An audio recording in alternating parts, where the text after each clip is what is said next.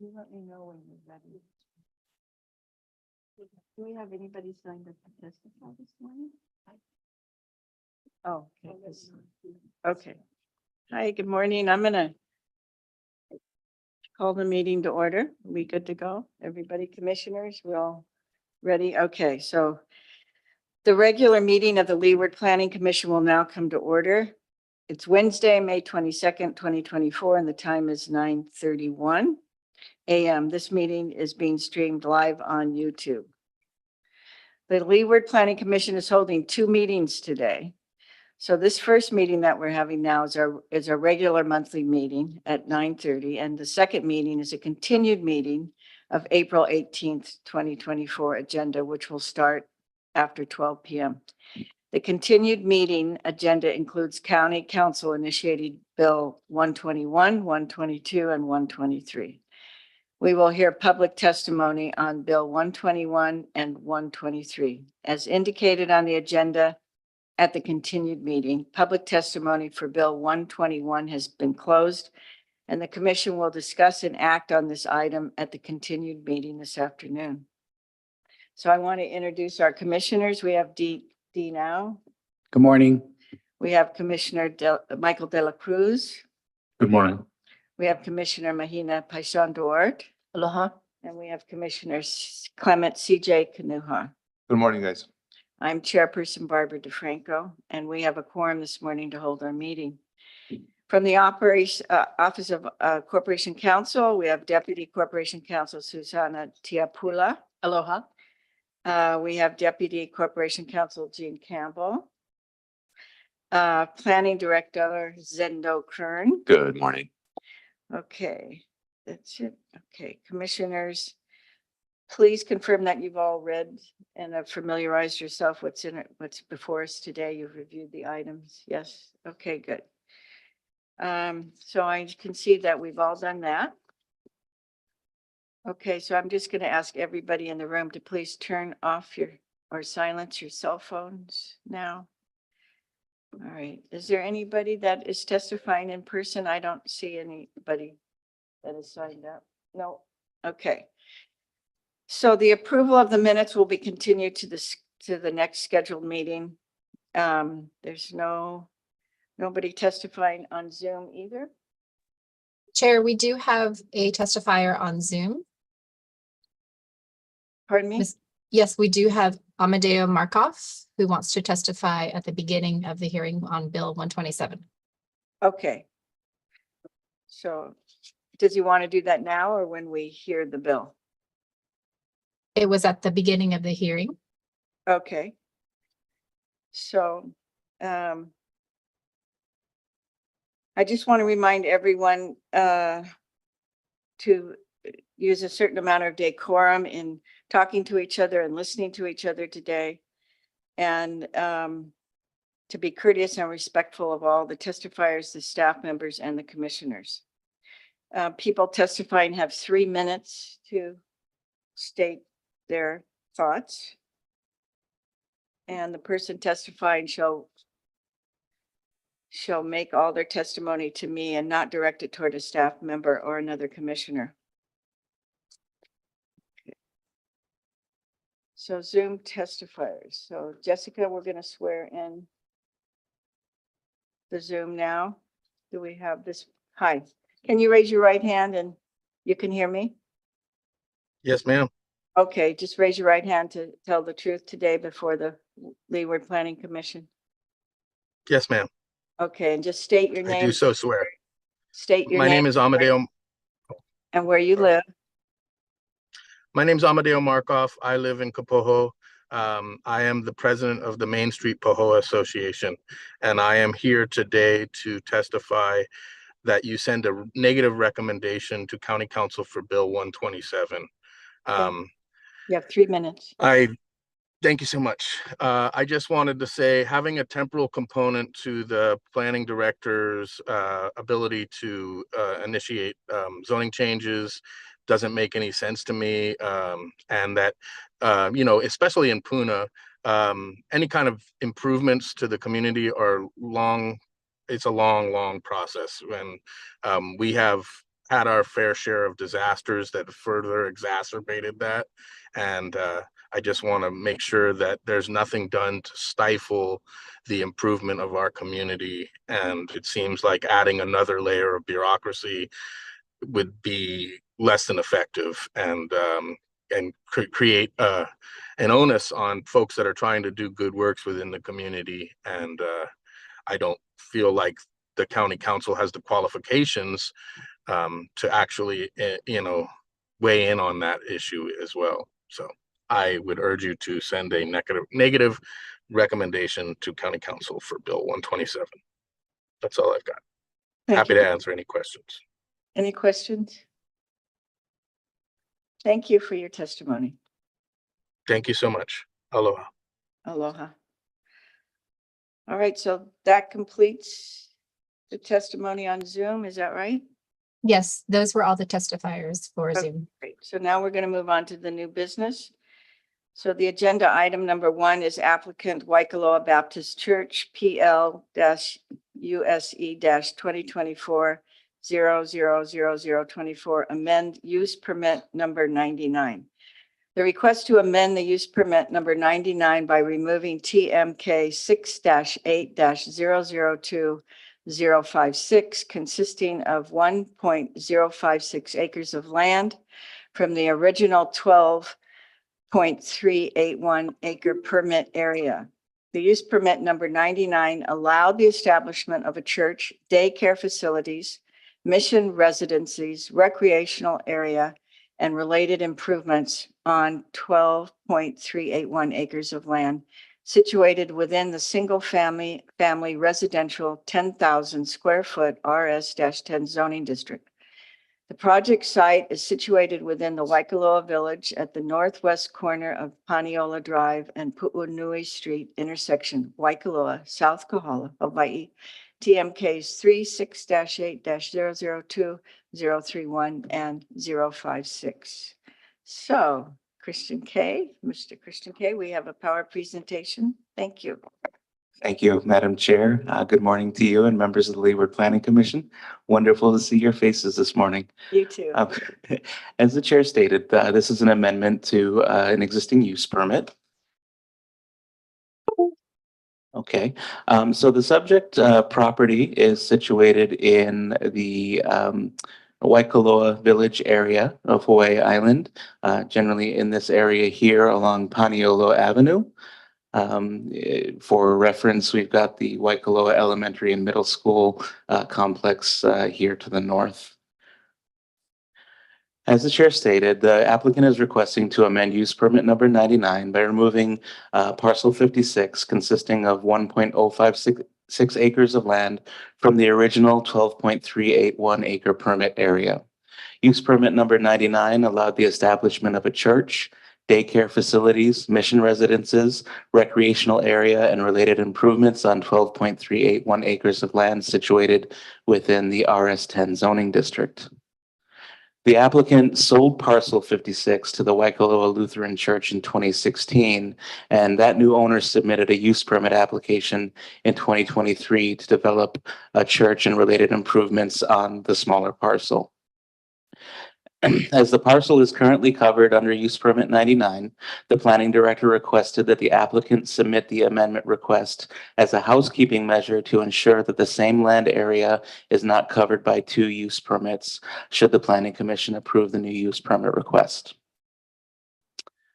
Again, for reference, we've got the current use permit 99 permit area indicated, outlined in red, and I've indicated parcel 31, which is where the existing Waikoloa Baptist Church is, and parcel 56, which is the request to remove from under the permit area from use permit 99. This is the zoning for the area. The subject parcels and all of the surrounding area is single family residential 10,000 square feet. The state land use designation for the subject parcels and surrounding area is urban. And the general plan land use pattern allocation guide map designates the subject parcel and surrounding area as low density urban. Here is the applicant's site plan that was submitted, not with the last amendment to their use permit, but from a plan approval a few years ago. It just shows what's existing on the Baptist church property, which is an existing preschool building here, some parsonages or parsonage dwellings. And then what's showing here is a proposed community center and future sports fields and related parking and the like. In blue here to the right is parcel 56, and this is the parcel that is being requested to be removed. Here are some aerial photographs of the area. As you can see, upper left is a more zoomed out view showing the subject parcels in relationship to center of Waikoloa Village. As you can see, most of the surrounding properties are developed for residential uses and some vacant land. I should point out again the school complex here at the top of the photograph, and there are some other existing community churches along the roadway here as well. And again, you can see on the subject parcel 31, the existing daycare center, the parsonage and other structures, and parcel 56 is vacant of dwellings or improvements. Here are some photos of the area. The top left is a view of parcel 31 looking Mackay. What you're seeing here is again the daycare facility on parcel 31, and then parcel 56 is here where you generally see the mounded area, and the bottom right is a view of parcel 56 looking southwest toward the daycare, which is generally in this area along Paniolo Avenue. I would point out that a condition of use permit 99 was to do curb gutter sidewalk improvements along the entire frontage of the parcels. And as you can see here, that's already been constructed. So the director is recommending approval with conditions of use permit number 99 remaining the same. The only thing we're doing here is just removing the 1.056 acres from coverage under use permit 99. And then we'll get into the Lutheran Church request next. With that, I'm happy to take any questions that the commission may have. Commissioners, any questions? Seems pretty clear. Thank you so much. Thank you. So we're gonna have the applicant's presentation too, or is somebody here? Is that you too, or? So we have some members of the congregation from both churches here today, but we also have Christian Renz on Zoom. He's the applicant's representative for both. He's off island, but he's joining us via Zoom today. So if you have questions for him or any of the parishioners, they're available. Great, thank you. Well, welcome to our meeting, and you've read all the recommendations and you agree with everything that has been set forward. Christian? Yes, I've had an opportunity to read them. Additionally, aloha and good morning. And I'm sorry, I forgot to swear you in. Can you Yes, just raise your right hand and swear to tell the truth before the Leeward Planning Commission this morning? I do. Okay, and tell us the town that you resigned in. I'm currently in Parkville, Missouri. Thank you. And aloha and good morning, Leeward Planning Commission members and everyone else at the meeting. Thanks for taking the time to review the two applications, one for the amendment and then one for the new proposed use. I've had an opportunity to review them, and I did discuss them with both Waikoloa Baptist Church and Waikoloa Lutheran Church, specifically relating to Waikoloa Baptist Church. We are in agreement with that. Great, thank you. Are there any questions for the applicant? None. Thank you so much for your time. You're welcome. And is there any public testimony? No. Okay, so we need a motion for action. I'm happy to do so. I Commissioner move, Paishandor. thank you. I move that the application for a use permit docket number PL-USE-2024-000024, amending use permit number 99 be approved based on the planning director's recommendation, which shall be adopted. Need a second? A second. Commissioner De La Cruz? You're seconding? Second. Thank you. All right, we need a roll call vote. Oh, discussion, excuse me. Do it. None? Dean, no? Okay. No discussion. Roll call vote, please. Thank Yes, thank you, Madam Chair. On the motion to approve, Commissioner Paishon Duarte, Aye. Commissioner Dela Cruz, Aye. Commissioner Ao, Aye. Commissioner Kanuha, Aye. and Chair DeFranco. Aye. Thank you, Madam Chair. The motion carries with 5 aye votes. Thank you. You'll be notified by the commission's decision in writing. All right, so we're going to move on to the second agenda item is the applicant Waikoloa Lutheran Church, Eric Jacobs. Madam Chair, Oh.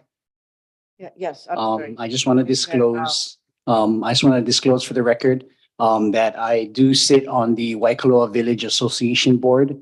And, we did have a board meeting on March 26, 2024, and this agenda item was on the agenda, but I did, leave the room during the discussion and I came back, and any opinions that I have, regarding, this agenda item up to this point is moot, and I can make a fair decision.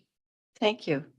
Is everybody comfortable with that? Yes, okay, thank you, Commissioner Au. All right, agenda item number 2, applicant Waikoloa Lutheran Church, Eric Jacobson, PL USE 2023-000018. Application to establish a church and related improvements on a 1.56 acres of land situated within the single-family residential 10,000 square foot RS-10 zoning district. The subject parcel is situated at 68-3670 Panioli Avenue, approximately 180 feet northeast of its intersection with Pu'unui Street, Waikoloa, South Kahala, Hawaii, TMK 36-8-00256. And, we have another wonderful PowerPoint presentation by. Yeah, you get to see my face a lot this Thank morning. you. I wish it was a better face, but you're stuck with it. All right. Again, as the chair stated, this is a use permit application. A lot of this will look very similar. The subject property is located in the South Kohala district of Hawaii Island, here indicated in the red mark along Paniolo Avenue. The applicant is requesting a use permit to establish a church and related improvements on a 1.056 acre property in the county's single-family residential 10,000 square foot zoning district. The proposed church project consists of a total gross building area of 11,972 square feet, including a total building square footage of 4,069 square feet and approximately 7,903 square feet of outdoor hardscaping such as sidewalks and lanais. This will be built in 2 phases. Phase 1 facilities include the construction of a 2,300 square foot sanctuary, including a crying room and restroom facilities, along with 2,646 square feet of outdoor hardscaping improvements, a 43 stall paved parking lot, including required ADA parking stalls and landscaping improvements. Phase 1 activities include Sunday church services and 2 evening Bible studies, both held in the sanctuary. A congregation of 20 to 50 people are expected to attend each of the Sunday church services.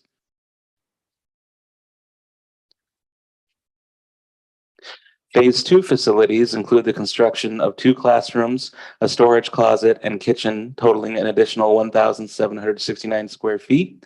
The applicant also proposes an additional 5,259 square feet of hardscaping improvements and landscaping improvements. Phase 2 activities will include an additional Bible study totaling 3 per week, which will be held in the sanctuary. The applicant also proposes to offer an after-school program and supervised safe location for elementary and middle school kids in the region Monday through Friday within the newly constructed classrooms upon completion of Phase 2. The after-school program is expected to accommodate up to 10 children and a church employee or congregation member. The applicant also anticipates periodic evening church-related classes or events during the week within the classrooms. The size of the classes would be a maximum of 40 people and be supported by one of the church's 2 employees or congregation members. Our proposed hours of operation, the 3 Sunday services are proposed to be spread between 7 a.m. and 12 p.m. 3 regular evening activities, including Bible study, will occur between 6 p.m. and 8 p.m. And intermittent evening sessions or classes are anticipated between 3 p.m. and 8 p.m. The applicant plans to begin construction of the project by the end of this year. The first phase will commence in 2024 with a build-out timetable of 12 to 15 months. The second phase is planned to commence in 3 to 5 years and will take approximately 12 months to complete. The reason for the request is currently Waikoloa Lutheran Church is meeting at the Waikoloa Village Association's community room. The membership of their congregation and visitor attendance has outgrown the facility, which has led to the purchase of the subject site and the proposed improvements. Again, just very quickly, the zoning for the subject property is single-family residential, 10,000 square feet, also designated as urban by the state land use map. And the general plan LUPAG map designates the subject property as low-density urban. Here is the applicant's phase 1 site plan. For reference, we've got Paniolo Avenue running on the right-hand side of the slide here. The access way will be up here toward the top of the slide, which will lead into the parking area, some of the hardscape improvements here, and the proposed sanctuary and restrooms. Here is the second phase site plan, which again shows the existing sanctuary, but the classrooms and storage and kitchen to be built within that second phase. And here's an elevation, computer generated elevation of what the sanctuary is expected to look like once complete. Again, just for reference, these are some aerial photographs.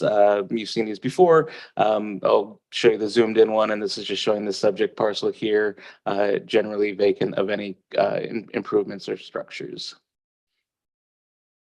Here's some photographs of the subject property, looking northwest on the upper left into the subject property. And then the bottom right is showing a view of the property looking southwest with the property on the right-hand side, again along Paniolo Avenue. And this is generally an area where there's already an existing driveway opening, and this is likely the entry point that's going to be used for the facility. The planning director is recommending that the planning commission approve the requested use permit with conditions. With that, I'm happy to answer any questions the commission may have. Do we have some questions? Yes, Commissioner Pashandor.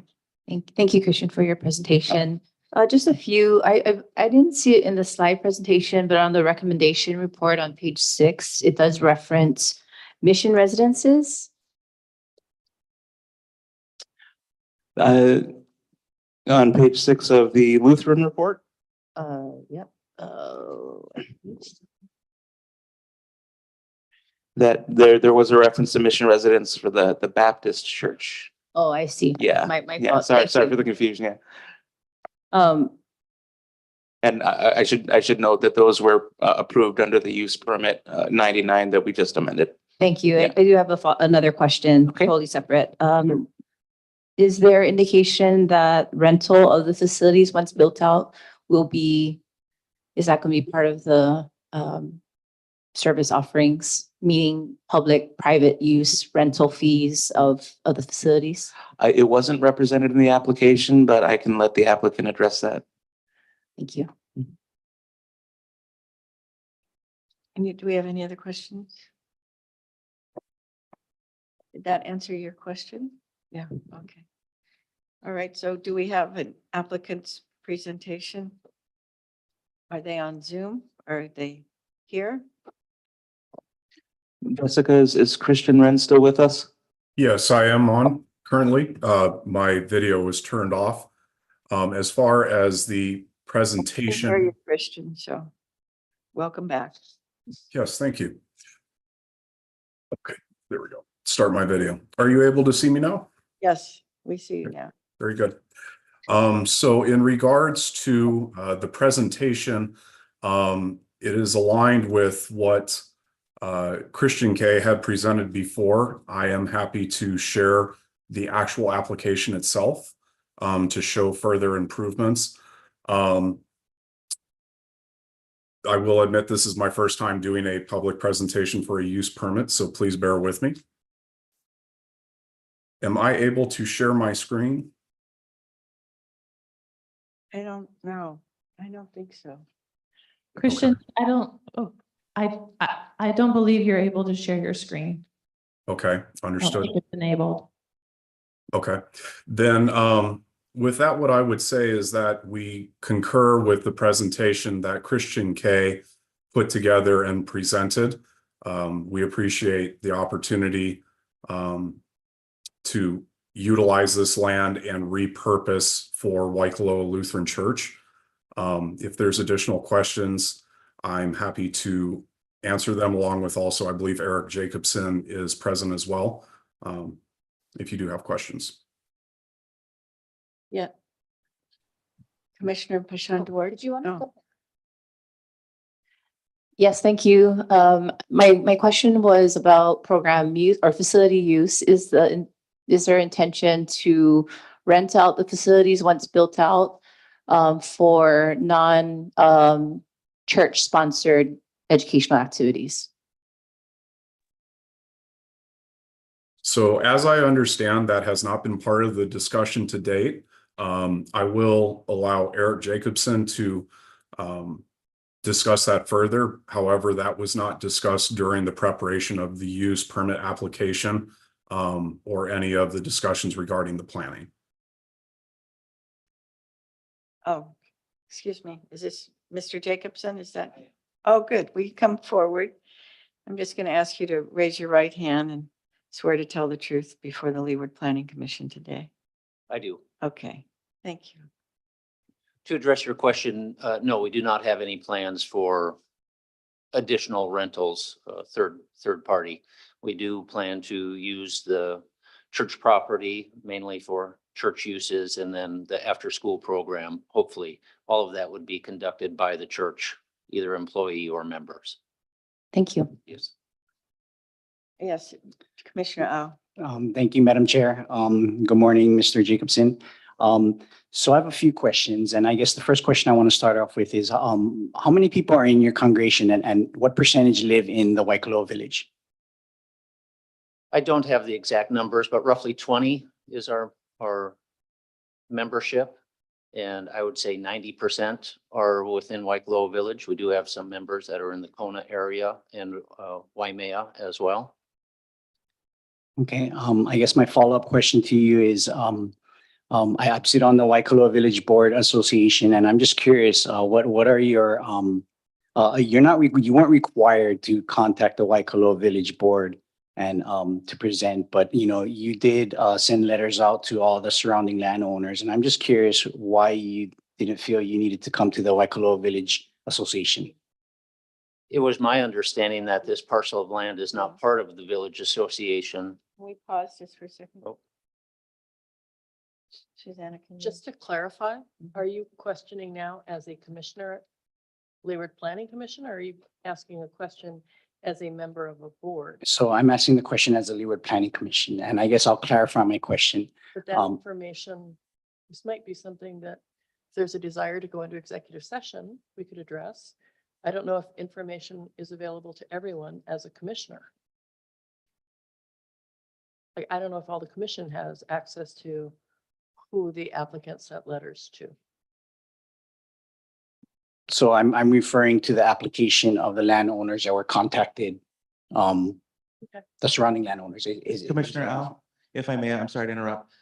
We, as the planning department, when we sent out requests for comment from agencies, we also included the board. So they were notified, at least from us, that the application was coming through. Okay, well, I guess it wasn't going to be a question. It was just going to be a comment that, I appreciate you that, you reached out to the surrounding landowners, and I do not see any comments from any of the surrounding landowners. So I guess my question would have been, or my question is has any of the surrounding landowners reached out to you, made any comments towards you? That is because it says there's nothing on the record that there's no community comments. We have not received any comments from the surrounding landowners. If I can expand on your question. Okay. You had asked about us not approaching the Waikolo Village Association Board, and to my understanding, I may be incorrect, but I understand that that parcel is not part of the Village Association outside their purview, so I didn't realize I was required to, and I was surprised to see it when I saw the agenda that you guys discussed Waikolo Village Lutheran Church or Waikolo Lutheran. Thank you. Thank you. Any further questions? No, okay. So we have a motion for action then. Thank you for your time. Thank you. Appreciate it. Do we have any testimony? No, I don't have anybody signed up. There's no testimony on Zoom or otherwise, is that right? No. Okay, so then we're going to ask for a motion of action, please. Commissioner De La Cruz. I'll make a motion. I move that the application for use permit docket number PL dash or use dash 2023 dash 00018 be approved based on the planning director's recommendation, which shall be adopted. And I need a second. Second. Commissioner Kanuha, you seconded. Okay, thank you. And discussion? Do we have any discussion? Commissioner Al, nothing? Okay, so then we're going to do a roll call. Yeah, thank you, Madam Chair. On the motion to approve, Commissioner De La Cruz, Aye. Commissioner Kanuha, Aye. Commissioner Au, Aye. Commissioner Paishan Duarte, Hi. and Chair DeFranco. Aye. Thank you, Madam Chair. Motion carries 5-0. Thank you. And that will be notified by the commission's decision in writing.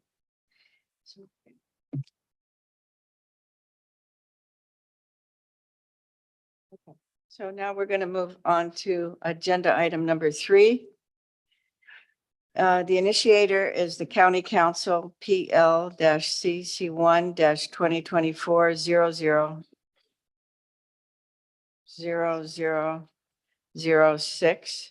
Bill 127, an ordinance amending Chapter 25 zoning, Article 2, Division 4 of the Hawaii County Code 1983, the 2016 edition as amended, relating to the conditions in the change of zone, establishes a requirement for the planning director to specify a time by which performance conditions must be completed in a recommendation for a change of zone. Okay, so we have a staff presentation by Christian Kay. Surprise, surprise. Good morning again. As the chair stated, this is a county council initiated bill for an amendment to the zoning code. The county council the county council request is as follows. Hawaii County Code Section 25-244, conditions on change of zone, authorizes the council to impose conditions on an applicant's use of a property if the council feels they are necessary to protect public health, safety, and welfare, mitigate adverse effects of the proposed use, and or address the need for public service demands created by the proposed use. Bill 127 seeks to add the following language to this section. All right. Within any ordinance for a change of zone that includes any such conditions, the director shall specify the time by which all conditions shall be completed.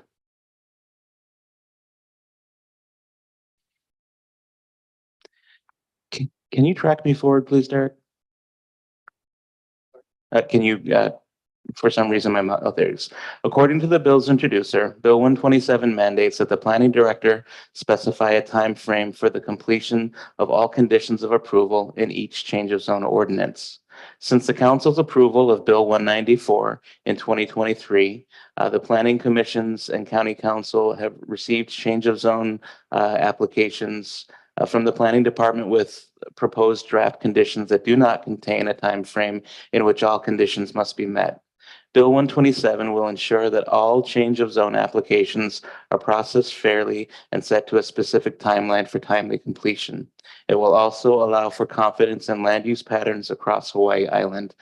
For reference, Bill 194 amended the zoning code to prohibit the planning director from including administrative time extension conditions to change of zone recommendations. Next slide, please.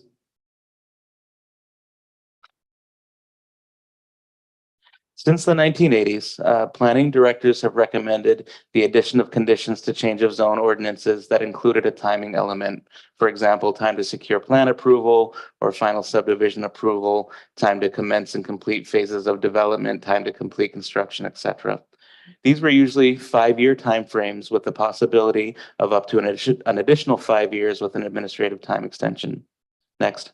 Over the last year, the planning director has been excluding timing conditions if the rezone is consistent with the general plan and community development plan for that area.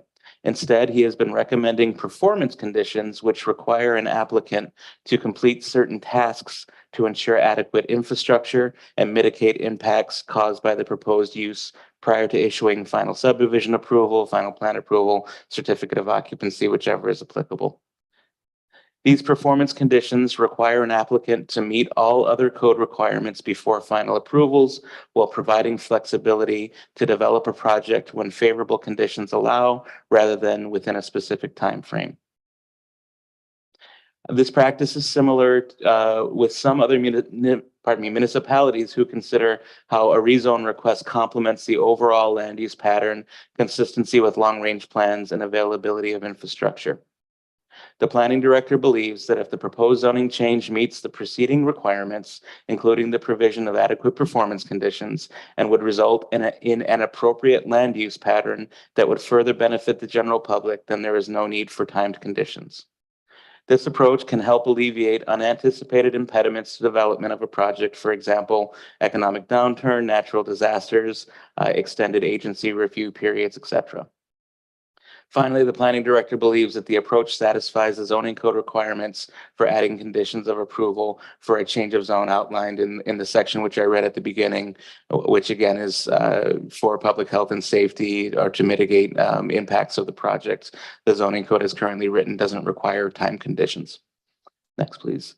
So the director is recommending that the Planning Commission send an unfavorable recommendation of Bill 127 to the County Council as currently written. However, despite the unfavorable recommendation, the planning director is interested in working with the county council to address their concerns and strengthening or clarifying performance conditions, including conditions ensuring water availability, wastewater provision, and traffic mitigation through roadway design and improvements.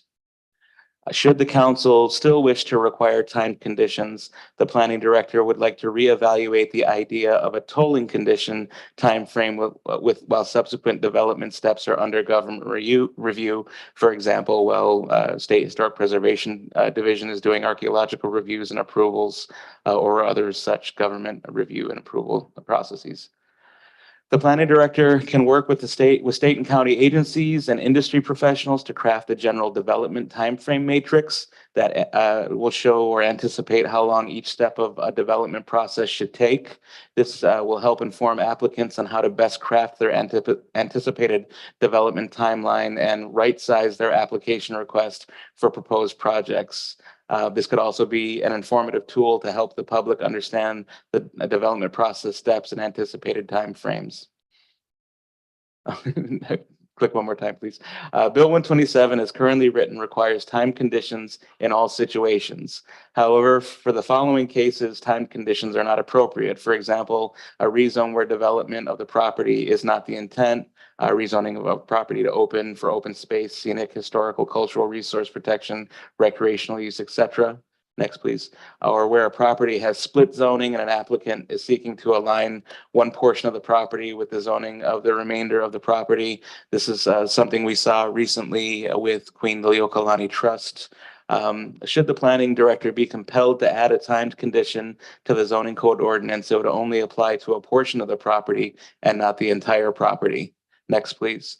When the planning director or council initiate a zoning reversion to the original zoning designation, the planning director usually recommends removal of all conditions, so a timed condition would not be appropriate. So in the case that the council moves forward with this requirement to add time conditions, they should consider an amendment or provision in Bill 127 to exempt time condition requirements for these and similar situations. So next steps, the planning commissions are required to take action on Bill 127 by transmitting their recommendations to the council by June 19th, 2024. The commission may recommend approval of all, some, or none of the director's suggestions. The commission may also recommend their own revisions to the bill. The Windward and Leeward Planning Commission's recommendations will be forwarded separately, but at the same time to the county council for their consideration and decision. In the event the commission fails to act on the proposed bill by this date, such inaction shall be considered as an unfavorable recommendation by the commission. With that, I'm happy to answer any technical questions and direct any policy questions to the director. I just wanted to ask, what is a tolling condition? What does that mean, tolling? So if there is a time condition that says that the construction of a development must take place within 5 years, what tolling does is it removes the time frame by which an agency is reviewing components of that development process. The example we use is State Historic Preservation Division. While they're reviewing archaeological things, that amount of time that they take would not count toward the 5 years.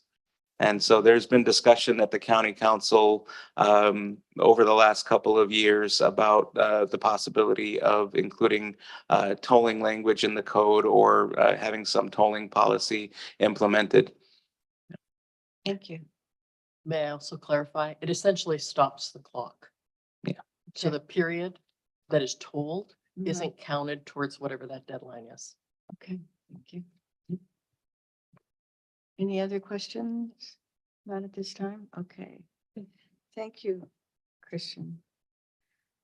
All right, so now we have, One more thing I should mention, I apologize.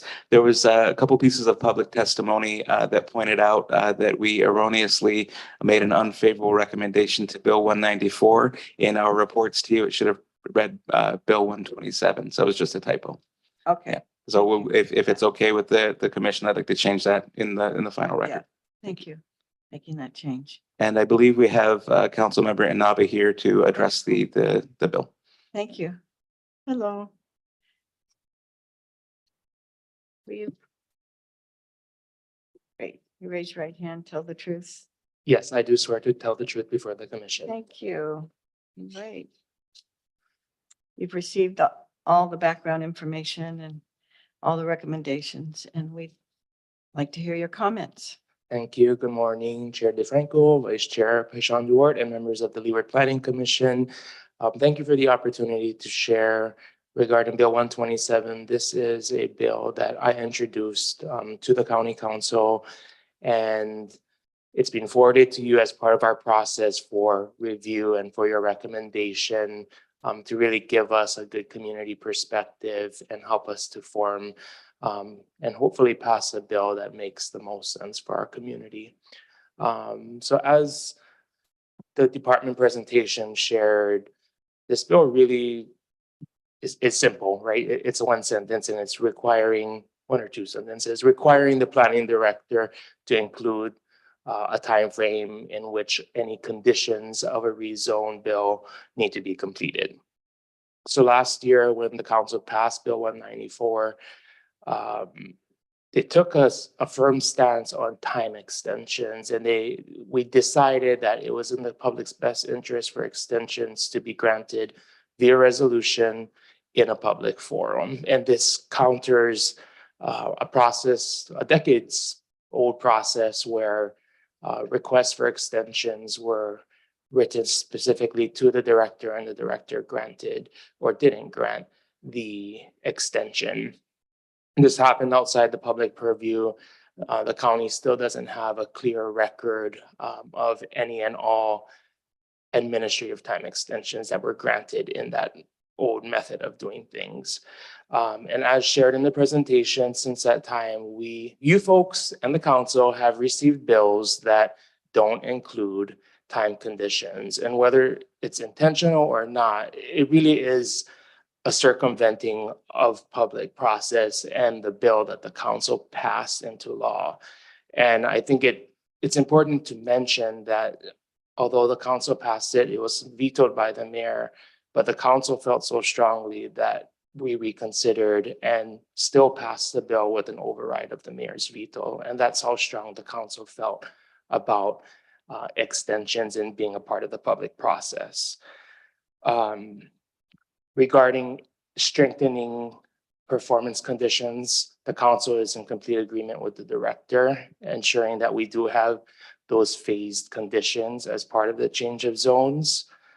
But we don't want people coming in for rezones without the intention to complete conditions or to secure zoning that would ultimately increase the value of their land, which could then just be sold for profit. So this is really an attempt to also balance that.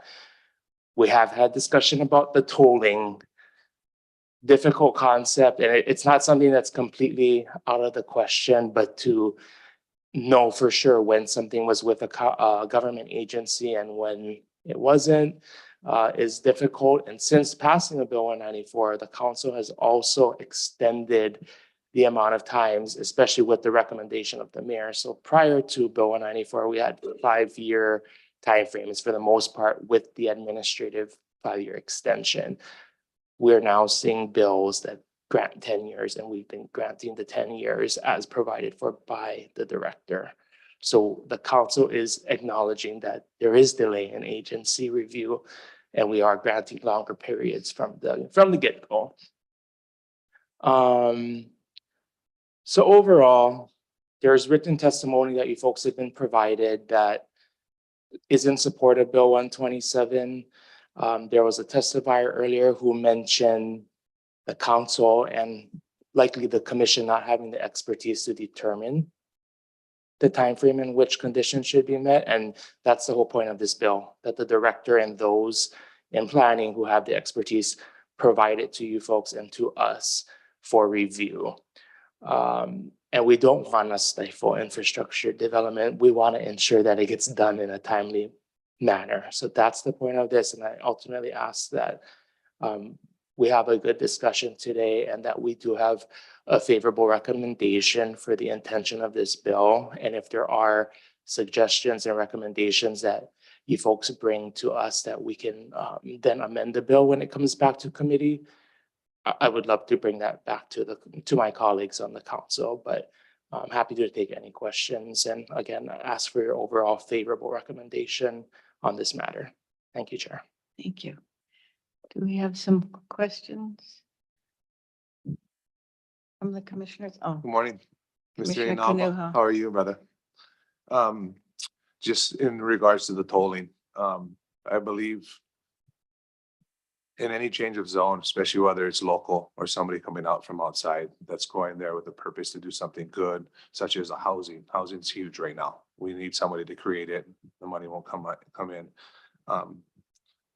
Would you guys, obviously you're willing to put in the language that's there because you see how fast Shifty works. A lot of people, we don't have the resources right now, especially in certain areas for them to move. And I think that should be included majorly into this. The performance tranches are huge, no matter what. Anytime you do something, I think that's great, especially in ways of time, putting that on to, whoever's coming in for that change of zone for what they want to do. And obviously more community minded, but my thing is, would you guys be open to adding that language in? The tolling is kind of a catch-22, but right now, just with the way things work, especially with state preservation and, I would say the movement of how fast it moves through to even get to a certain point where you can even start working on the ground. If you want it, our main thing was housing. Housing is what we need, especially stuff for locals. And I would hate for somebody to come in and be just deterred by language that would put a time condition on them that they couldn't fulfill that time condition. in there. So I'm just curious on that opinion from you. We don't have specific language right now for tolling. We've never gotten to that point. I'll reiterate hesitation for the concept of tolling just because it's hard. If we put a hard date on ordinances which exist in past ordinances, then the date doesn't really mean the date because there's this outside mechanism of tolling going on. And that's what the point of Bill 194 was, that when we give a certain time, especially when we're essentially extending it to 10 years now, and an applicant can come back to the council, not through this whole department commission process, but just to the council via resolution and preserve the original integrity and conditions of the original zoning ordinance, we're providing an easy mechanism for extension. So 10 years plus the code says you can get another 10 years resolution. And that's where I think that the give was in Bill 194. And like, I'm happy to have further conversation with the council on the concept of tolling. I just think it might go counter to what windows we provided already via Bill 194. Yeah, and you know, there's good things to this bill. I see it as well for our community. At the end of the day, we do need, when people come in, we do need to hold accountability, especially when you want to do something, but also adding in those points to where, you know, everybody feels comfortable, to where we don't deter somebody from wanting to do something good with our community, you know, and something that benefits, that's super beneficial to our community. So that was one question I had. Thank you.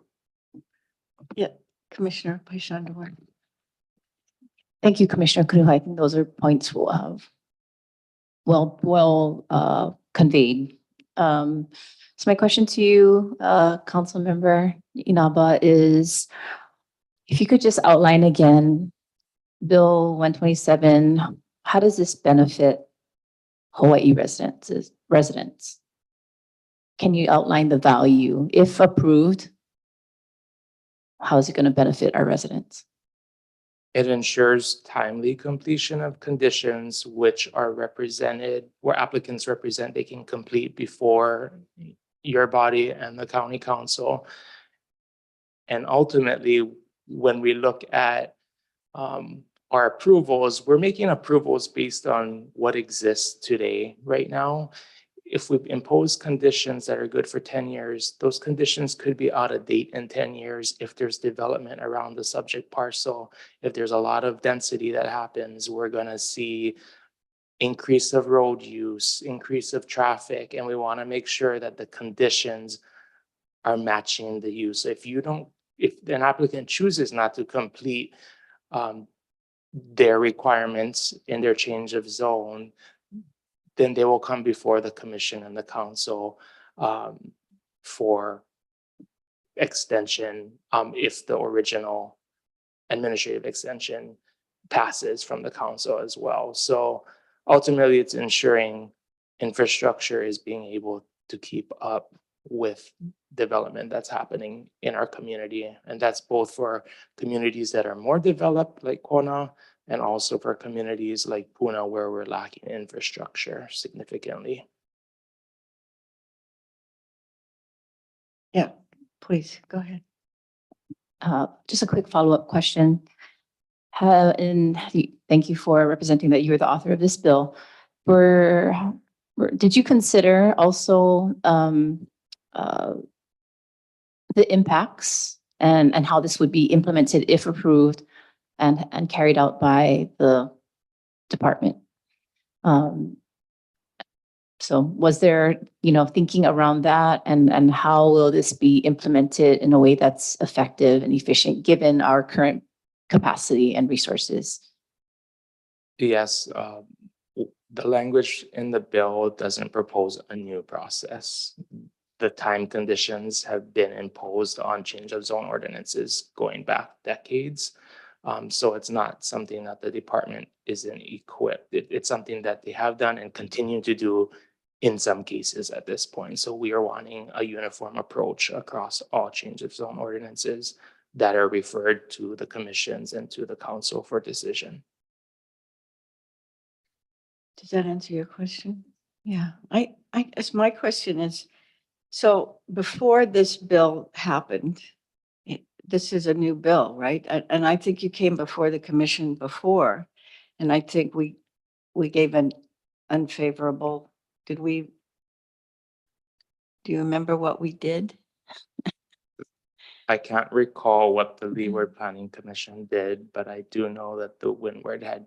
I think it was unfavorable. And then it went to the council. And I think at that time, we sort of felt it was almost redundant in adding another layer of time restraints and things to a county council that was already very focused on so many good things. And that this was really in the purview of the planning department and the planning director to do this.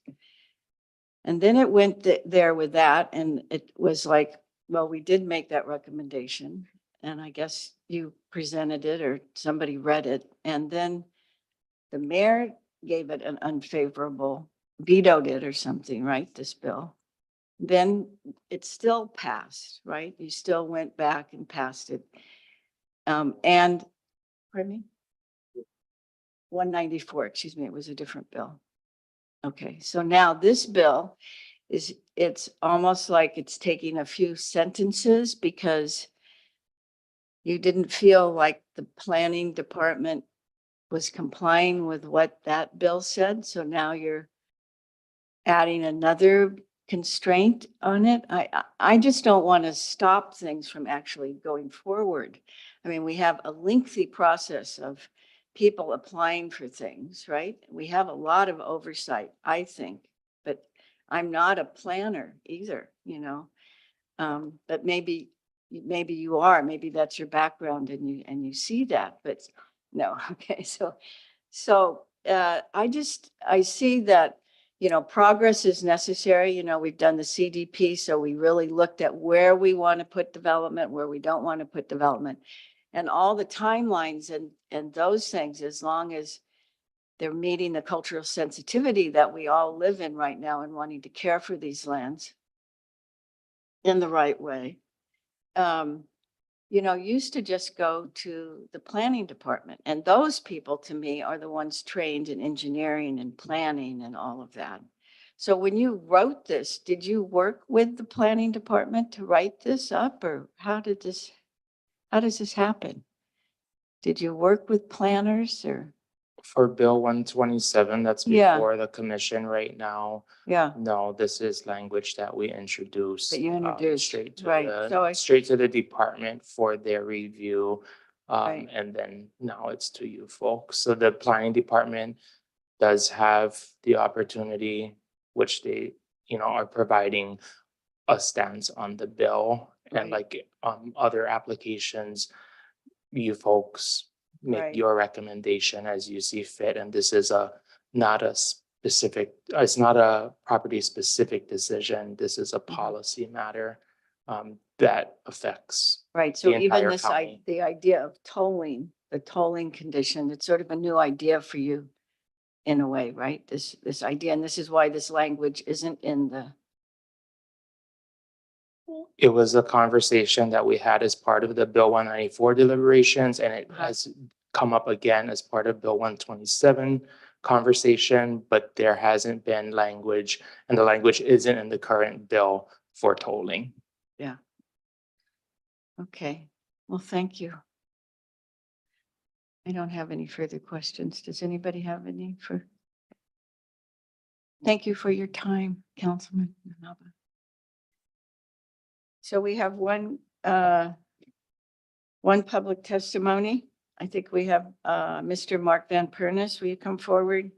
Turn your mic on, Mark. Turn your mic on. The other button. Push the other button until it turns red. No, it's not on. Okay, now it's on. You swear to tell the truth today before the planning, sorry. Leeward Planning Commission. Thank you. You have 3 minutes. Thank you. Okay. I'm Mark Van Pernis, 40+ year resident of Kuna, former member of the commission. there's over 12,000 units of residential and commercial approved for development. 12,000.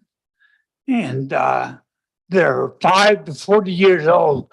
They get delays from you, but primarily from the planning director. That alone, their affordable housing requirements are not in place. They alone could solve that problem. For instance, Kalamanui, a huge development with So you- lots of benefits for the public and traffic. Excuse me, Mr. Van Pernis, you're speaking to this bill that we're talking about that's on the agenda? I'm that right? using it as an example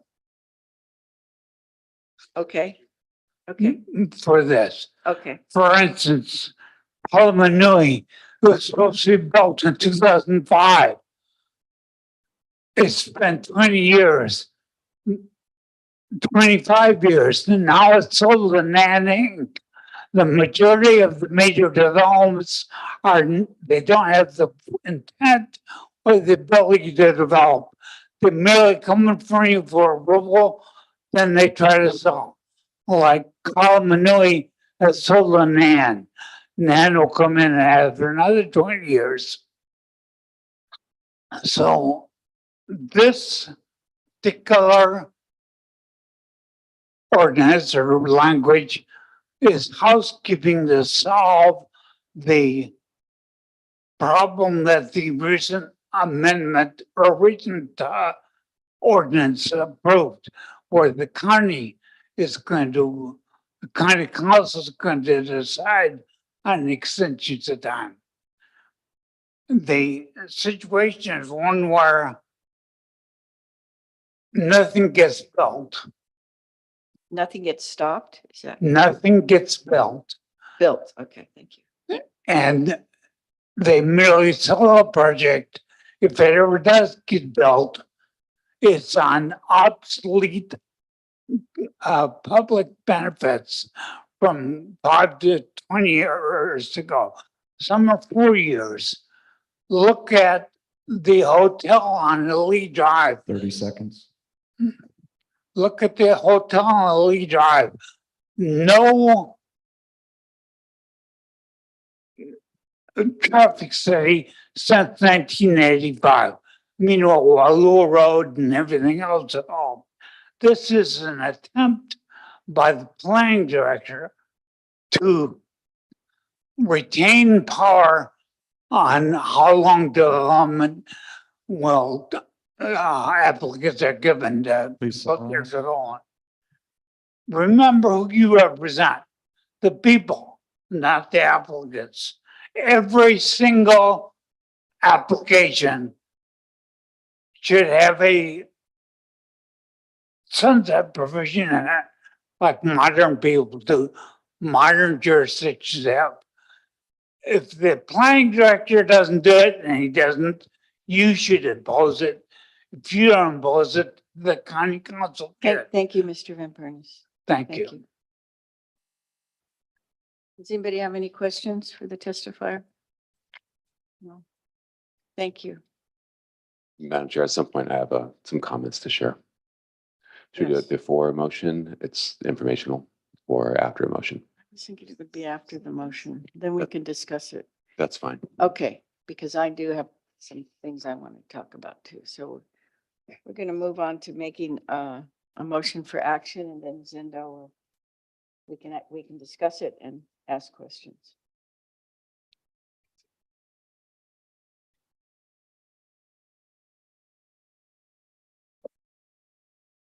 So I need a motion for action so we can discuss this.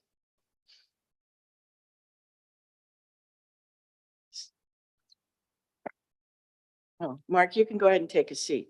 Thank you.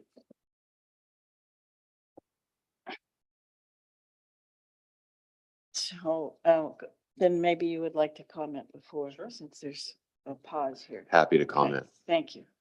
Just to add some additional perspective to this conversation. So first off, this has nothing to do with Bill 194. Bill 194 took the county council's ability to allow the planning director to grant an administrative time extension. That's fine. It is what it is. This is about the requirement of time conditions within an ordinance. So I have a couple questions that I think we should ponder. We're in an odd place right now with housing and development. How has the practice of time conditions worked in the past? This has been a consistent practice since, say, 1980s, where you put it, when a rezoning comes in, you put a time condition on it, say for a 5-year with a 5-year administrative time condition. That would now be changed to say 10 years with a county council resolution time extension if you wanted to. So this practice has been there, hasn't been required, but it's been there for the period of, say, 40 years. How's that worked? We're in a housing crisis. We're in an economic crisis. Our biggest exporter, our children leaving. So we look at what are the big issues that we face when it comes to a change of zone. One, is it in the right location? Is it the right settlement pattern? So we look at the general plan, we look at the community development plans. And if it's within those areas that we want to see the growth happen or we want to see development happen, that makes sense for it to happen there. Then we look at the impacts and the mitigation of those impacts, traffic, water, wastewater, other visual impacts, etc. So what we do is we put in conditions that require them to mitigate those impacts prior to them actually doing the project. So if they came in to do the project in 2 years, let's say, and they did a traffic impact analysis report, they mitigate traffic based on that report that day. If they come in 10 years, they have to do an updated traffic impact analysis report and they have to mitigate traffic based on that time. So what we're looking for is a level of certainty. Certainty with the landowner, certainty with community. And when we're mitigating those impacts for the community, that's where they have a level of certainty. When they know it's going to be, when we know it's going to be mitigated at the level that's specified within the conditions. So that's all fine. That's that's a philosophical thought and approach to gaining a level of certainty all the way around. Where I run into a very big challenge is when we have these time conditions in there and they don't get met. What happens then? Development is not perfect. It's far from perfect. Building a house is far from perfect. It's hard on a good day. Development is hard on a good day. You have all these different factors that occur, economic cycles, interest rate cycles, pandemics, 9/11, etc. So I see people come in with the best of intention. They really want to do it. Things change. So what happens? Let's just say it's one of us or one of the family members, somebody in the community, we've seen this before. They want to take their land that is zoned, say, agriculture 5 acres, let's say it's a 5-acre parcel, and they want to rezone it to residential ag 1. So they can maybe get 5 lots and then be able to subdivide those lots. So it goes through the process, submitted to the planning department, recommendation made to the commission. We look at it, give a recommendation, it makes its way to the county council. The county council then approves it. Okay, with a 5-year condition on it, with a 5-year administrative time condition that's approved by the county council at this point in time. Cool. Okay, now things happen, life happens, because it does. And the time condition for that 5 years to occur, 10 years in total, lapses. Okay, so now you have your parcel, the time condition lapsed, it was rezoned to RA1. And then you come into the planning department and you say, I want to get a building permit. I want to subdivide it. I want to do something with my parcel. And we look at the ordinance and we say, we're sorry. It does say you're zoned RA1, but your timing condition has lapsed and there's nothing we can do to help you with your property. If you want to change this back to being current for your RA1 zoning, you need to go back through the entire process. Submit your application to the planning department, send it to the planning commission for approval, and back up to county council to approve a time extension of that ordinance. So your ordinance is actually not in limbo anymore. Actually, your ordinance is actually actionable. Okay, so that's one option. So the next question is, okay, that's a big deal. I'm not sure if I want to do that. That's a lot of time, uncertainty. I'm scared because I'll tell you, people going in front of the commissions and council, it's a scary thing, even on a good day. It just is. So then they say, well, okay, it was zoned agriculture 5 acres. Can I just use that? I just want to build one house and I just want to use my property. And we say, we're sorry. Your property is not zoned agriculture 5 acres anymore. You can't use it for that. And they say, well, what do I have to do? They say, well, you got to go back through the entire process again. You got to submit your application or request the director to revert it, which is a whole application process our staff does. It sends it back to the planning commission for their recommendation and back to the county council for their approval. And either way, you're looking at a 8 to 12 month process on either side of it. And it creates a property that is in limbo that is not usable. That's unconscionable. That is like, that doesn't even feel like it's legal, but that's what we're doing right now. You've seen it. You've seen them come through many times as a commission where, hey, we're reverting it back. The Kealikikua one that we saw maybe 6 to 12 months ago, that large one, we had to revert it back. We've seen some other smaller ones. We see a lot of mom and pops come in and say, hey, I was going to do this. Now I need to change and revert it back. And so what we get is property in limbo. Property in limbo that you cannot use is not really honoring folks' property rights. That's not creating a level of certainty at all. That's not helping with their housing. I just sat down with the gentleman yesterday. He actually wanted to do something. The property was rezoned. I said, you got 6 months left to hit your performance conditions or the property's in limbo. And he wanted to do something just for the community. We're stuck. So the thought is, let's have performance conditions to create a level of certainty within our community and within the applicants. If not, let's look at tolling. So when there is the government's taking a period of time, let's extend that. At the very least, if the commission decides to give a favorable recommendation, or even if the county council decides to do this, that rezoning, if there is a time condition on it, should revert back to its original zoning when the time's up. Sure. So you have your time condition. I had whatever, 10 years to get it done. And so it happens all the time. 10 years comes, 10 years go. You're at 10 years in one day. Instead of having it go into a state of limbo, not usable with the scenario I just gave through your 8 to 12 months on either side of it, have it automatically revert back to its original zoning. Because then at least the property was usable from its original zoning instead of going into a state of limbo. And that's what I think we need to consider here. And what I question is, has it worked with what we've done in the past? We're in a really weird place. Does it make sense to codify a previous practice that hasn't worked? Thank you. Are there any comments, or can we get a motion then to discuss? Chair, just quick question, Yes. process wise. Once the motion is made, then we can have further discussion, question mark? Right, Okay, great. that's the idea. So whether you put it through as an unfavorable recommendation or not unfavorable recommendation, we have to get a motion on the table so we can talk about it. So we need a motion. Can I make a motion? I'll make a motion. Okay. Move that an unfavorable recommendation be forwarded to the county council on bill 127, docket number PL-CCI-2024-0006, based on the following reasons. For me, I believe this literature, like I said, I think if we can go into discussion. Yeah, we'll Oh. just do the motion. No, We'll just there's do a it. motion for now. Okay, I need a second for the Just to motion, get into please. discussion.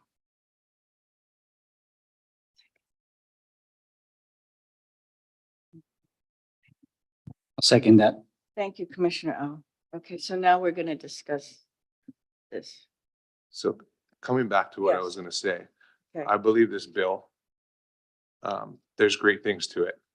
We do need, there needs to be stringent things that need to take place, especially in regards to development.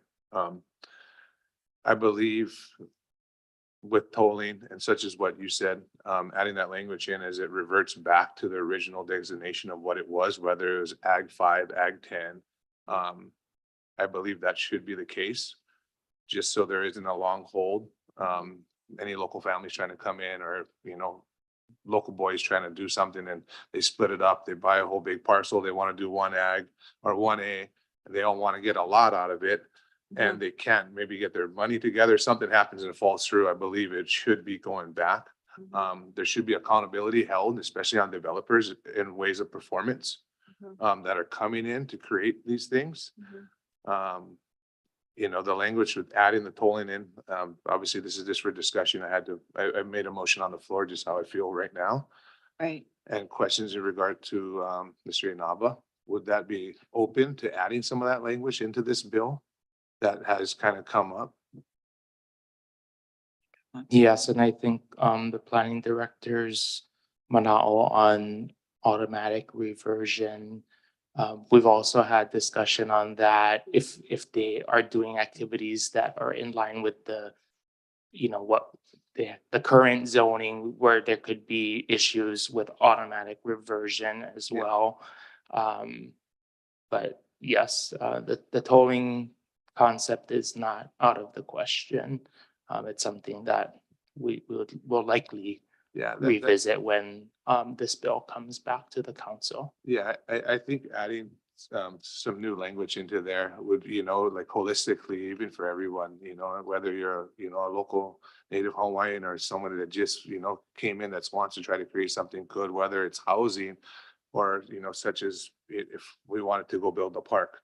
We're trying to get funding to make that park where we rezoned it, and we maybe went to open space. I saw there was certain things in there that didn't kind of revert to that, but that's kind of what, in a holistic approach, that's just if I was to try to put something in and try to do something good, it would kind of kick me in the teeth to go right back to the same process I've been back in. But you have to there has to be accountability, especially when people are coming in and you do get a change of zone and you want to do something, especially when it's ag lands and especially precious ag lands. Those ones are very, very hard to do. But we have a lot of agricultural zone areas here. Yeah. And that's a lot of our things we see in front of the commission, in front of the council, are changing from agricultural to RS10, RS75, something in that capacity. Well, I agree. And I know that you have a good background in building and development and see it all. I didn't mean to interrupt you. Go ahead. No, but that's just where it's for discussion points of view. Yeah. That's where I wanted to see, be. because I think it'd be great before this bill goes in and, with recommendations to that. Because like I said, I do see good things in this bill, such as Mr. Van Pernis pointed out. There are people that come in and they go, boom, and we're out of here. And now you got to change the zone. You got to do another time extension, but you already had that to what you want to do type of, I guess. So I wanted to speak to something that Mr. Van Pernis always brings up, which is good, is the sunset clause, putting sunset clause. When we go through to approve things, that you do put a time limit on it. Not only do you put a time limit on it as a planning director, right? And as a planner, but also when they come to us for things, we can put those things in there. And it does, I feel the frustration of Palama Nui, again, being sold. We don't have any parks. We don't have any of those things that they agreed to do for us. It's frustrating for all of us to see those things happen. But at the same time, putting more restrictions in the way that I think it's being brought isn't the right way to do it. I just don't think it is. I think it makes it, I think we need to do something, but I don't think this is the answer to do this, to do it the way it is. Oh, okay, Commissioner. Thank you, Madam Chair. So I second that motion just for discussion's sake. Right now, I feel I don't support the motion. And my biggest reason is exactly what Mr. Van Pernis was saying is, we see developers come in front of us and the county council, and we see all these big plans and nothing happens a lot of the times. I don't know if this bill 127 is a solution. I like the director's comments and I like what he brought up. But the way I feel now is we have to hold these developers accountable. We You know, do. they come in front of us, they come in front of the county council and they pitch these ideas, which is fantastic. They get the community to support them or not support them. Right. And many times these developers turn around and sell it. And, you know, that's their kuleon. If that's their business, if that's what they want to do, so be it. But it affects us as a community. Yeah. And, you know, again, I don't know if Bill 127 and, you know, everything in it Well, I think solve the Bill- problem, but, you know, we need to have these conversations between the council and the planning director. Right. And, you know, I'm glad to see conversations happening. But right now in this moment, and I still want to hear from other commissioners, you know, I feel that I support this Bill You know, I 127. support exactly what you're saying and how all of us are feeling, but I don't think that this bill does that. I think that this bill puts a restriction on the planning director, not on the person doing the application, you know, and that's the piece I think that Mr. Van Pernis has pointed out many times, you know, that sunset clause needs to be put in there somehow because, and I'd like to maybe have planning director Kern speak to us about that, you know, put it in context. So now we have Palamanui. Can you speak to that a little bit? We know that what has happened in the past, it didn't work, right? They didn't do anything. So I think the question is, this time make them do something? Yeah. I think we've seen that it doesn't make them do anything. It can in certain cases, but it's not a silver bullet that if you put the time on it, because we have been putting a time on it. 5-5, 10-10, whatever you want to call it. Does that force the hand? I'm not seeing it. In certain cases, maybe. That's right. I don't think to try to make it so it works based on timing, it doesn't necessarily work. But if we're gonna put something in there to have that timing result in an unusable property is wrong. That is wrong. If it reverts back, so be it. Or reverts back, maybe that pushes people more. I don't think it has over the years. What I often see is things coming together right as the time is about to come up on it. And then the bank won't fund anything. Because you only got a year left in your ordinance and it's going to go stale and they won't fund it. And they say, go back through the process. And you're waiting on that. Right. So when you look at this, what's before us today to look at is trying to solve that problem. That's not really what this does. Quite frankly, I think timing conditions and zoning is a dynamic process. I think there are certain cases in certain places that make sense that you should not have a timing condition on it. You mitigate for the impacts on it. It could be on the size, it could be on the nature of it, it could be on location. You have other areas that may be on the fringe. You do put a timing condition on there. If you're kind of in an area that's in transition, hey, if you're going to do this within the next 5 years, do it. If not, then it reverts back. Having a one size fits all just doesn't work. So That's why there's a department, there's a commission and a council to look at dynamic conditions as Right. appropriate for that actual project, for that application. And what this amendment to this ordinance does is not that. It just requires us to put a time condition on it, period. Okay. Period. Just put a time condition on it. Chair, if I may, sorry, there's a point of clarification here. Yes.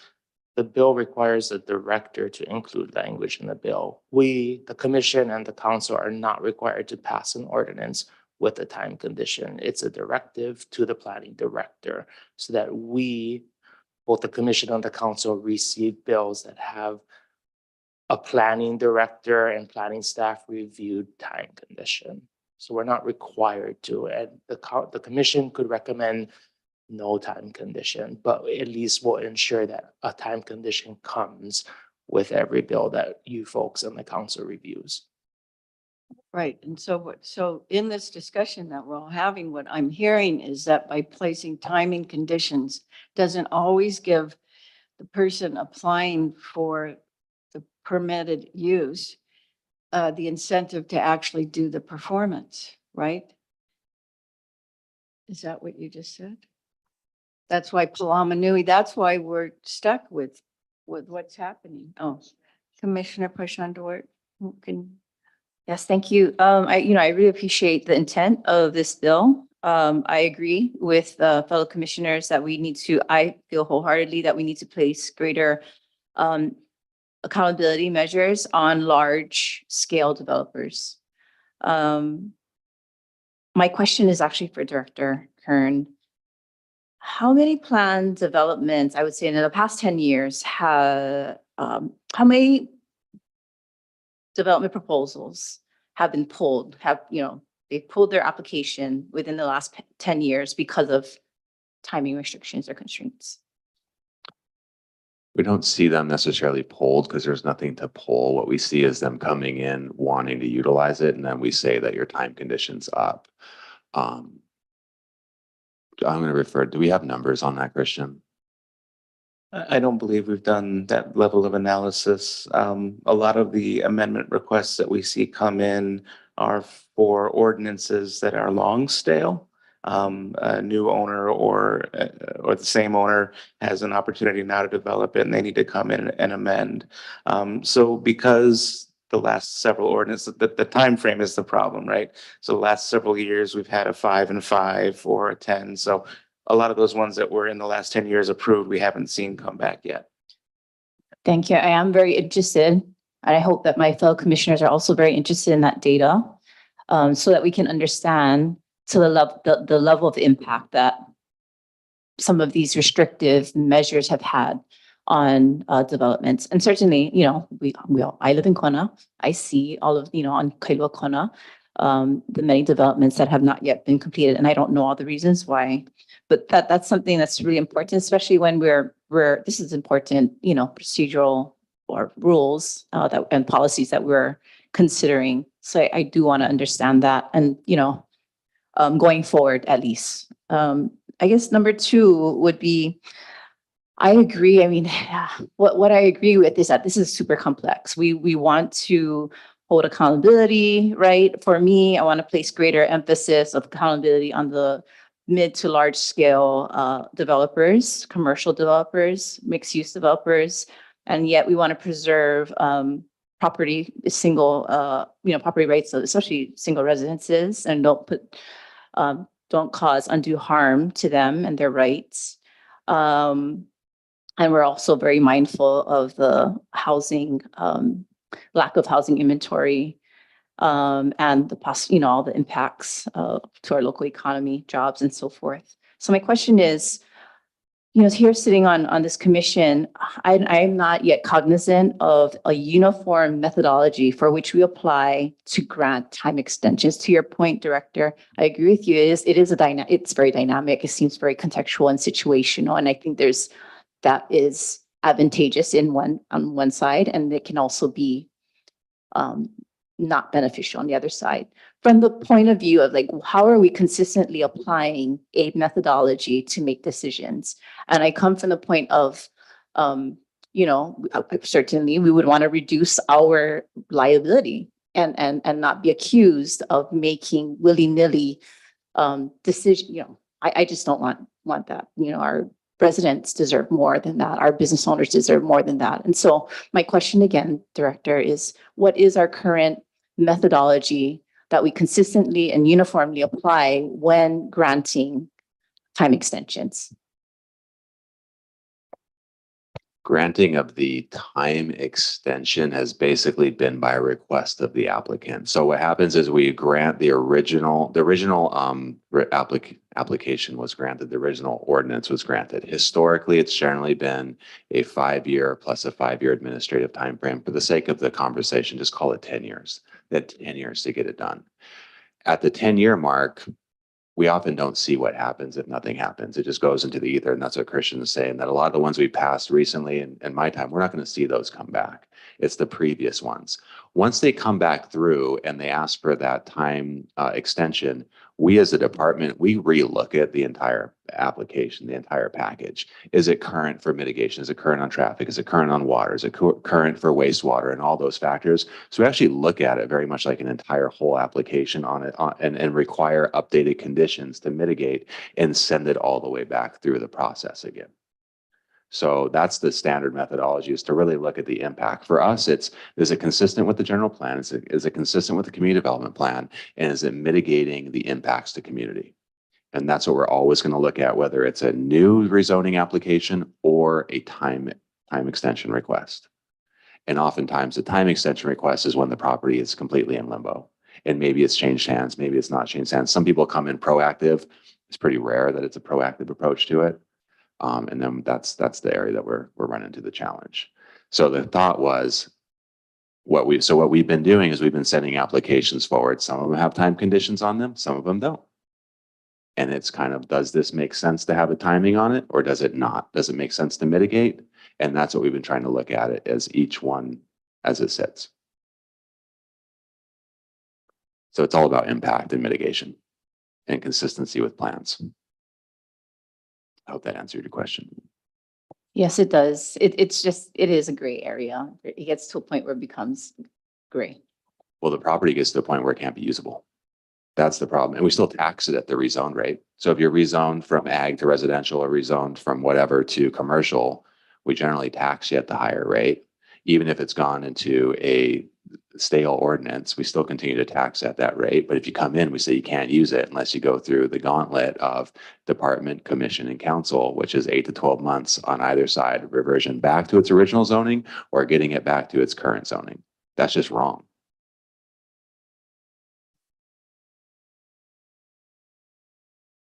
Yes. Question to Councilmember Inaba. So the current motion is unfavorable, unfavorable. If it was, if the current motion precedes an unfavorable recommendation with the 4 conditions.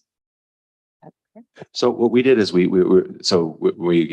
receive the bill. We look at the bill on its own for what that language is that was introduced. So what we've said is we're giving a negative, we're recommending a negative recommendation to the bill as it's currently written. And here are some ideas that if we're going to move towards, a yes or a compromise or something in between, here are some things that we could do. And we should look at those. So if it's that kind of the conversation about what the possibilities are, again, you guys could look at it and say, we want to offer an amendment to the bill to offer in some of our recommendations, and that moves to a positive recommendation with it being amended. Or it's, negative, but we're still, those points are in there for conversation about, here's some ideas that we could come up with. And one of those that are in there makes a good point. And I think to Councilmember Naba's point that you don't have to take it. We might have some rezonings. There is no condition in there. It doesn't make sense. Like you're going to change the zoning to open. Would you want a time condition on that?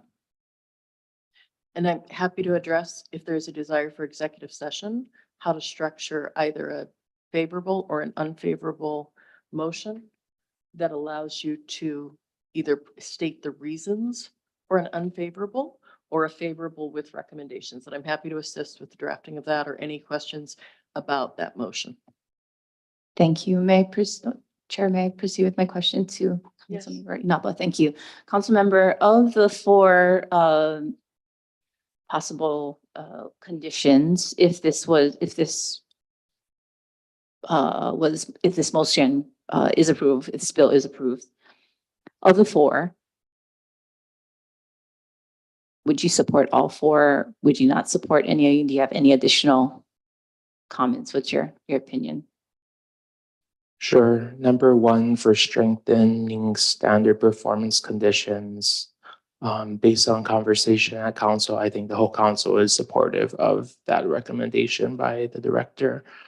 Number 2, regarding tolling, I just have concerns about that when we put a date and we all agree to a date in an ordinance, and then the date doesn't really mean anything because this concept of tolling is occurring outside of the ordinance, so the record keeping is gonna be difficult there. Um, So that means he doesn't support tolling, the language of tolling? if I had to give you a straight answer, it would be no, because we've allowed for opportunity for extended times and it would be hard to track.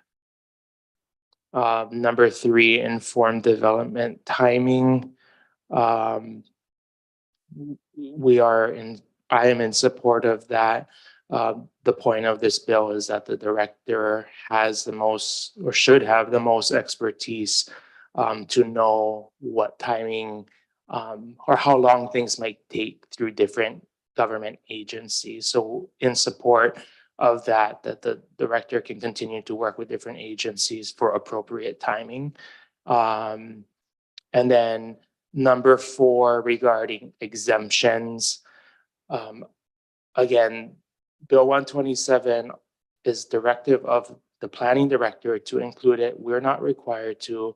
And also, if there are rezoning ordinances that come through, they're not required to have conditions. So in the case of the example provided for Kealakekua, if we undo a previous ordinance and there's no conditions, then there's no timing condition to apply to any conditions. So I don't know where the exemption really falls based on the examples that have been provided in the background report. Mahalo. So I think maybe part of the confusion that I guess I'm picking up today is it's not about requiring timing conditions and ordinances. It's about requiring the director Mhm. to do something. That's what this is intended to do, right? It's to require the director to do something. But it's not about actually adopting those. It's not about making them all in there. It's just about requiring some person that sits in a seat to do something specifically. Sure. Yes. I just want to bring up the point that the planning director is not a member of this commission. So I think we need to caution how much back and forth is going on between the director and the commission at this point. We've provided our mana'o via our presentations, and it's with the commission to Thank make you. their decisions, and we can answer questions. Thank you. I was just about to say, can I call executive session with our commissioners for us to take 15 minutes with our, just our commission here? Thank you. Do I need a motion or a second? Okay, we're done. Okay, we're gonna go into executive session then, and I'm gonna remove my motion that's on the table and make another motion to go into executive session. do I have a second? I second that. Okay, all in favor? Aye. Aye. Aye. Mahina? Aye. Aye, okay. Aye. So we're gonna clear the room then and go into executive session. Thank you. Is that 15 minutes?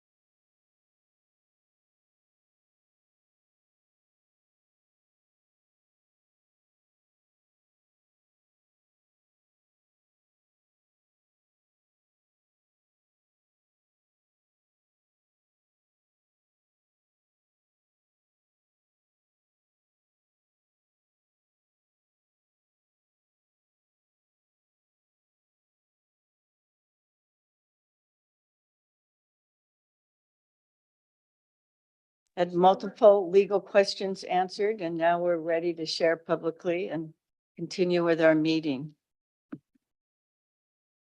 So Commissioner Kanuha, With that motion on the floor, I'd like to make a motion to remove the motion I have.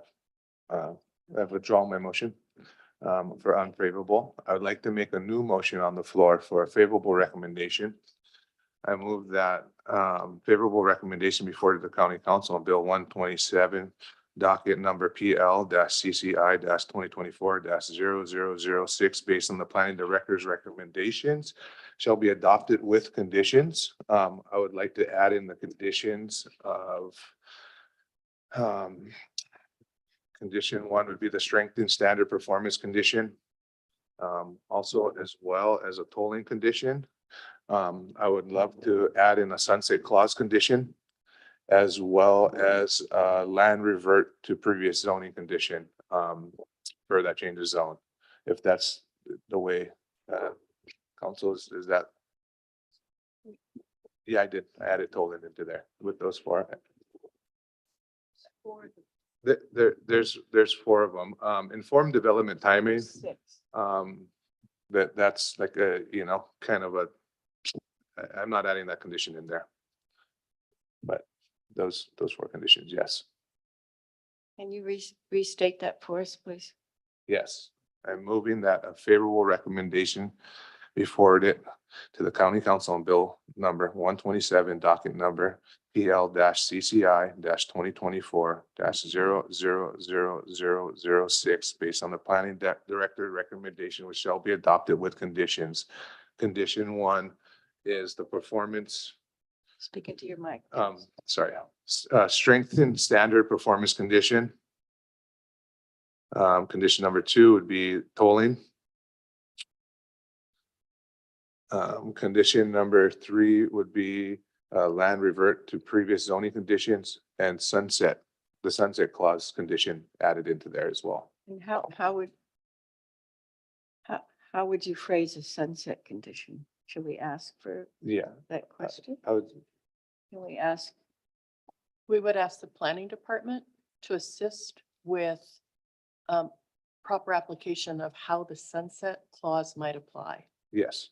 That was going to be my question. The reversion back and sunset clause, I'm seeing as being that same thing. When you hit whatever that time is, that would be that sunsetting with the reversion back to its original zoning. So kind of the same. That was my thing with our discussion. We didn't know if it was a gray area that would 1 or 2 type of a deal. So if that's the case, and fine. Yeah, I think that the sunset clause, in my mind, applies to like planning commission permits, whereas an ordinance which grants zoning doesn't automatically revert unless there's a condition stating it automatically reverts.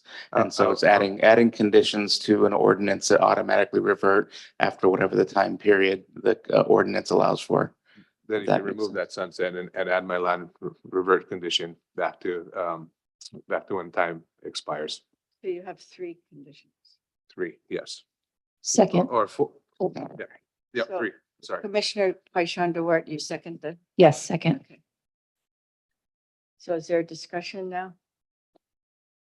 So do we have a discussion of this now? I do have a clarifying question, if I may, just to be helpful on how to transmit this to the council.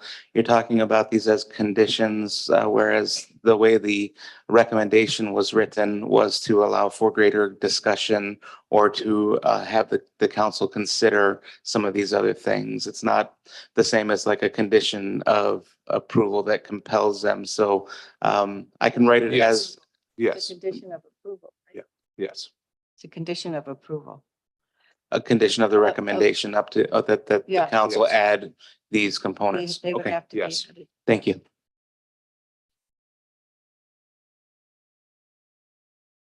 Is there any discussion, Commissioner Au? Any discussion? Okay, then we're gonna call for a roll call vote then. So you want to restate the motion then? So the motion is to send a favorable recommendation to the county council for Bill 127 with the addition of conditions to speak about strengthening standard conditions, to add discussion on, or to add conditions on reverting the zoning if the time condition is not met, and to add a condition relating to tolling. And that was moved by Commissioner Knuha and seconded by Commissioner Paishan Duarte. Okay, Madam Chair, I will go with the roll call. Commissioner Kanuha. Aye. Commissioner Paishan Duarte. Aye. Commissioner Au. Aye. Commissioner Dela Cruz. Aye. Chair DeFranco. Aye. Thank you, Madam Chair. The motion carries with 5 aye votes. Thank you. I think we're now gonna take. Oh, we're not gonna take. Thank you, Councilman Oleka, and Mr. Inaba, and also our planning department. They were distributed via email, so we can have a motion to adjourn. We get a motion to adjourn because we're having 2 separate meetings today, so I need a motion to adjourn. Motion. Second. Second and, okay. We're adjourning now at, what? All in favor? Aye. Aye. Aye. Aye. Sorry, excuse me, Chair, your agenda has some additional items on it. Yes. The planning director's report for SMA review Well, and I heard, okay. agenda items for next meeting announcements.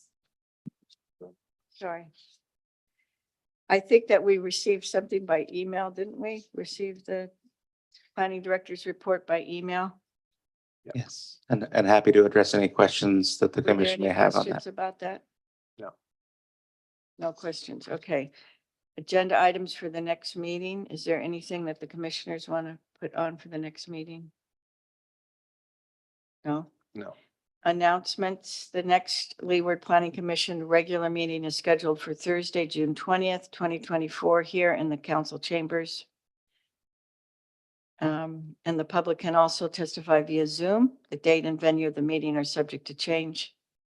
And does the staff have any announcements for us? No.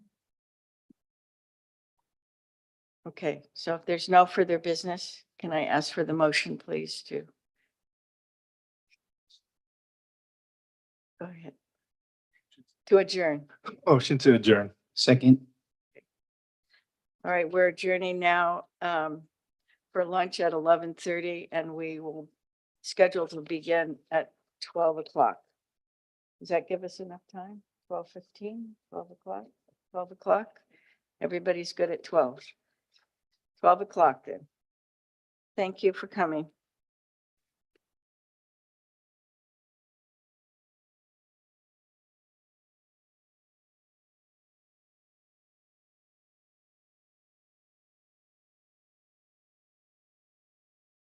The closed captions transcript will be terminated shortly, and those who wish to save the transcript should do so now.